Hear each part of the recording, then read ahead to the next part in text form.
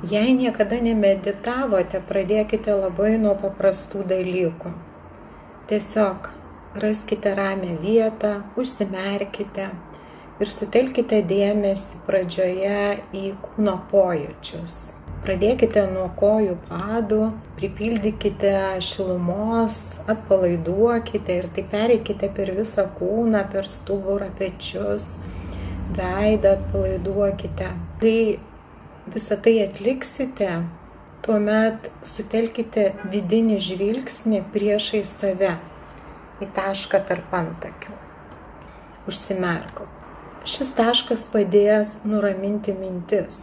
Jeigu pradės kamuoti įvairios chaotiškos mintys, pasižiūrėkite, galbūt jau jūsų žvilgsnis nebėra šitam taške.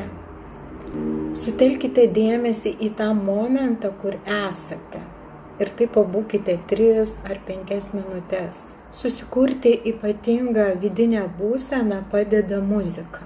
Kai prasite naudoti šį metodą, tai yra žvilgsnio sutelkimą priešai save į šitą tašką tarp antakių, tada išbandykite tai daryti atsimerkus. Ir matote, bet ir nežiūrite į kažką tai konkrečiai, nesikoncentruojate. Šis metodas jums padės stresinėse situacijose arba, sakysim, konfliktinėse situacijose, kada kažkur tai žmonės kalba jums nemalonius dalykus ar galbūt ir toną pakelia. Vat būtent šis išsklaidytas žvilgsnis padeda nereaguoti.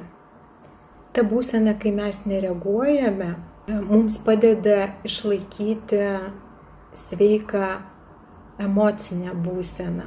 Tai yra puiku jūsų psichiniai sveikatai. Išbandykite tai.